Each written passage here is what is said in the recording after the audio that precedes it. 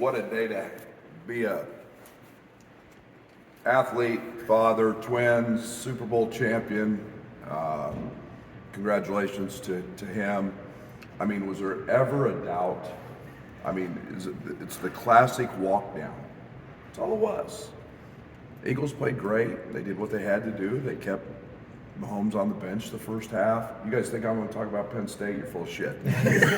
I'm talking straight Chiefs here. And the walk down that was that game. And then, the second half, I mean, best quarterback in maybe all time just did what he did. And we're talking about, like an everyday guy, my toughness and his ability to, what he did 2 weeks ago, high ankle sprain, no wide receivers, grit through it in a world where today athletes don't do that. But, we won a Super Bowl and we got an office full of guys who aren't Chiefs fans, so we're having a little fun today in the office, and you don't get a gloat very often, and I guess we do more than most. It's 2 and 4 years, so a little extra punch today to we're the greatest. So the jersey pull get called in the Big Ten basketball? Oh, he admitted he fouled. He committed it twice. I mean, why? I don't understand. That's just such a negative way to think about. You can't rescind calls. If we could, I mean, we probably have 5 or 6 more wins this year. And it's you fouled him. He committed the violation twice. He held him twice. He even admitted it. So it's it was a great call. It's a great call. I mean, the official called exactly what he saw, and he saw a hold, and not that it would impact the game, but I mean, the Chiefs showed their superior intelligence by falling down at the 1 yard line, not going in for the touchdown, the kneel downs, so it was it was a good night in the Underwood household. The chicken wings were good.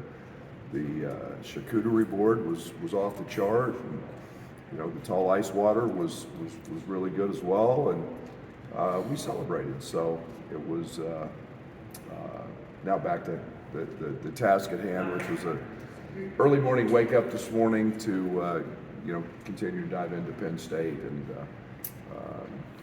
I thought after the first 8 minutes of the Rutgers game, we did some nice things. I thought we got good shots. I thought we missed Dane a little too much in that stretch, but I thought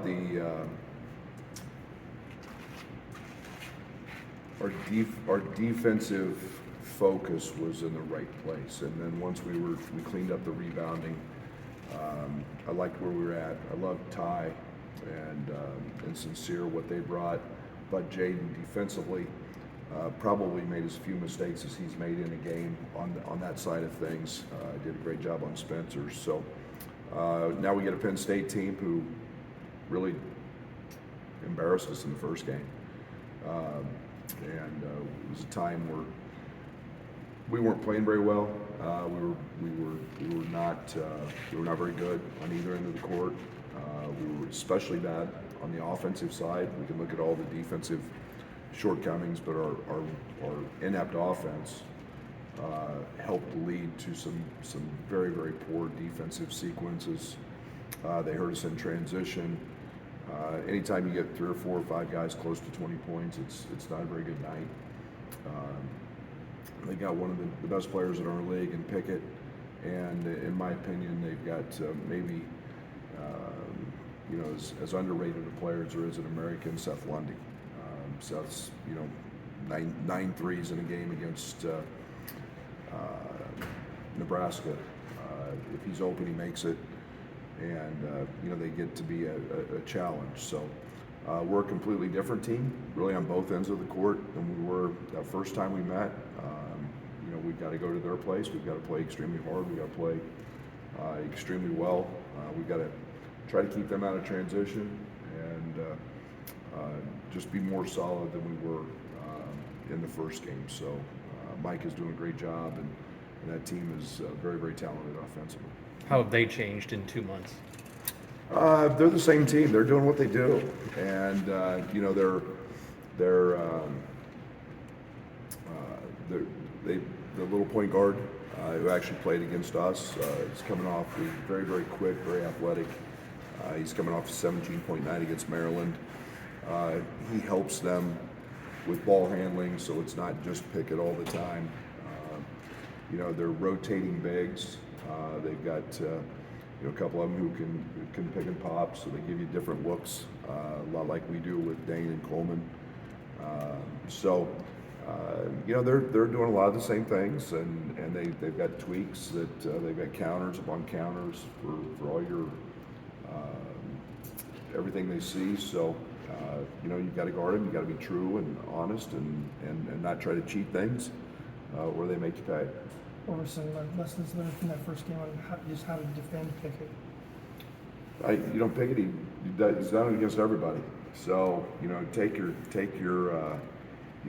medicine there a little bit, and what we can't do is what we did in the first game: give him 17 and 7 assists, or whatever he had on a point. But you can't give him both, and you've got to make his life hard. You've got to challenge it. And he's big and strong. He loves to just bang and bang and bang, and that gives him a rhythm.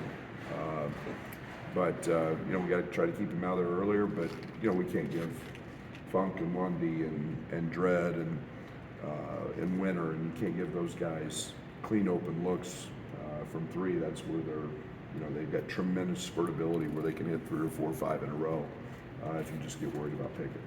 You talked about the defense of your freshmen the other night, but what's the foundation of it? Is it just buy-in and then you just max their trades? Learning. Most high school kids have no idea how to play defense.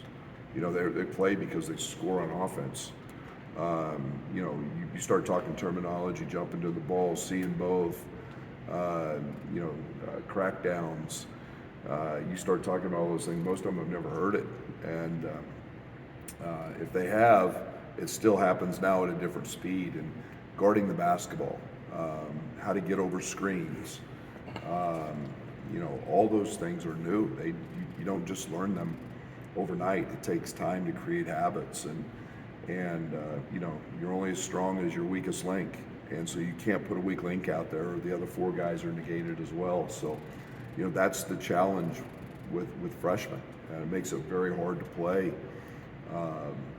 It's why veterans have such a big advantage is they understand. But this group has really bought into that and really committed themselves to that, and they're making fewer and fewer mistakes. Defensive numbers on synergy don't always tell us the full story for a player, but those 3 are 90th percentile, all 3 of them.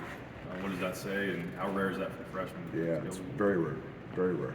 And we're very well aware of, one, their commitment to it, to that side of the ball. It's unusual to see that. I have great appreciation. That's why I love those freshmen. I've said it many, many times. Their approach to basketball is about the winning side. It's not about how many points do I score. Even Jaden, who was a prolific scorer in high school, has taken unbelievable pride in what he's doing on the defensive side, and doesn't go unnoticed on his teammates. It sure doesn't go unnoticed by us coaches. And there's a DeMonte Williams-esque approach about things, the winning plays, the little things. How do I change a game by guarding, and then their versatility is, with Sincere being able to guard multiple guys, Ty being able to guard multiple guys is really impressive. I feel like your defensive changes since December, maybe a little better suited to handle a team. I mean, they're going to shoot a ton of threes, regardless of circumstance. But just to handle that better? I hope so. We're going to find out. I hope so. I mean, we were in the 50s then. In DER, we're 15 today, I think. We're 16. So, we've got to be dialed in. I'm also the realization they make shots. They're going to make some. They've got guys who have the ability to make hard shots. To counter that, we have to contest, make them as hard as possible, and then you got to be able to run really good offense against them and make them guard and do those things. So I'm encouraged by our growth on the defensive side, we were a completely different team than we were the last time we played them. Can they, Same thing offensively. What went wrong that first time on offense, and what are you doing better now? Well, a very false sense of reality. Matt made a bunch of balls early, and we thought it was going to be just that easy, but we never moved. We never made them guard. We were very impatient, very, very isolated in terms of our isolations. We were just again a different team then. We didn't play very well. We didn't play very smart then. We turned it over a bunch, and you take bad shots in college basketball, and those lead to runouts, and we gave up a ton in transition, and you can't do that. have your defensive changes, are you better equipped to handle Pickett's post-ups without the switch everything, and how big of an opportunity is that for Sincere and Jaden? Well, it's not one person, it's everybody, and it's they hurt us with the slips, they hurt us from the three, they pretty much destroyed everything we tried to do in the first game. But I don't want to say one way or another. I mean, we are who we are. We're going to do what we do. Pickett's done that against pretty much everybody in the league in some fashion or another, and you've got to just make them hard. And like I said, we're if they're challenged, we'll live with them. The defensive style kind of forcing some of that too. Does that require a little bit of patience from guys? How have they kind of been developing that and kind of having that consistently? It's an attitude, and it is an understanding that you want the perfect game, so you want them to miss every shot and to be contested. And the guys at this level don't do that. They make hard shots, and it's just I think they were 9 of 33 on contested twos in our last game. And yet, when that game started, you saw McConnell in the paint.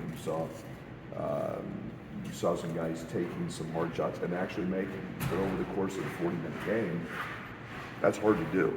It's hard to play fatigued and make those shots. It becomes a challenge. It becomes not as easy to do. And eventually, you hope that wins out. And so there is patience. It's all we talk about in practice. Hard twos. Just make them be contested, and they make them.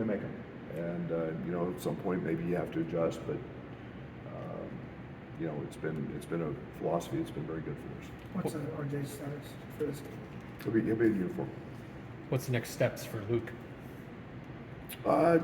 Just get his feet wet. I mean, just playing. I mean, I intended on playing him a few more minutes, but that group in the second half got on an incredible run, and I'm one of those guys that's just going to let it play out, and so it's he's going to help us. He's going to play. He's going to play probably more minutes than he's played, and that's the intent of trying to get him back in the fold. Just to be clear, will RJ be available to play? And is He'll that be the uniform. same? Okay. And you talk about with injuries, it's maybe not getting back on the court like the next day. I mean, what was it maybe like for Luke to play 5 minutes and then deal with? I think when you check into a game, there's a sense of nervousness when you haven't done it in a while that's different. You just, and it's just touching the ball in a game and seeing a different colored jersey and hearing the crowd noise. And I think the one thing that you understand is that you got to play through that. You got to play through those jitters, if you want to call them that, and then you got to find that comfort. And the game has to slow down. And Luke sees that in practice, but it's a different vibe in a game. So he's got to be patient. He's got to have a great understanding. I thought he did most of that the other night. And get your teeth wet, block it out. Get your bell rung a little bit by sticking somebody coming off a screen or doing whatever. You just got to find that game time feeling, and that's hard to explain. But I thought he did a really good job the other night of kind of handling those moments. The second half, do anything for Terrence, who'd been struggling a little bit offensively, and did his approach change or just make shots? He made shots. He took them when they were there. I thought you can't worry about whether he's getting fouled or not. He's got to, I thought, he played exceptionally well in the second half, and it doesn't matter. You kind of look down, and all of a sudden he's got 15 to 20, and his value is exceptional. We can't take him for granted. I mean, he's one of the best players in this league, and I got to do a better job of getting him shots earlier. I didn't like his FGAs in the first half. I got to get him a couple more, and in situations that we want him to be in, not always broken floor or open court stuff. In situations that we actually control those. Dane Danger had a different role the last time you played these guys. How can he impact this game? And does it make it more difficult for you guys to scout that he has a different role now? No, it doesn't make any difference to scout. He's got to be different. The fact his approach is he's got to go out on the floor and guard. He's more than likely going to guard if like the second half they start Miles Grad. They want to start that. Dane's well more equipped to do that now than he was in early December, whenever we played that game. He's seen that. He had not really seen that in non-league games. So he's more in tune with that. But Dane was truly a freshman, in that game, and he's grown up a little bit.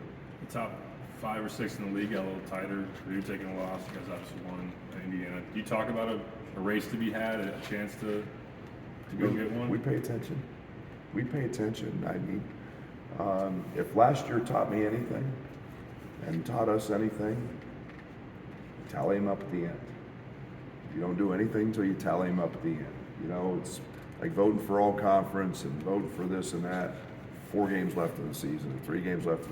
Tally them up at the end. And there's a lot of basketball left. We got a lot of very competitive teams. We got a lot of very competitive games. And it is one game at a time. And every team goes through a streak or goes through it. This league is too good not to. And even in Purdue's case, so they lost 2 of 3 or whatever. You can make a streak whatever you want it to make it. But it's the Big Ten, it's the best league in the country, best coaches, great players, and you got to play them till the last date, and then look and see where you're at.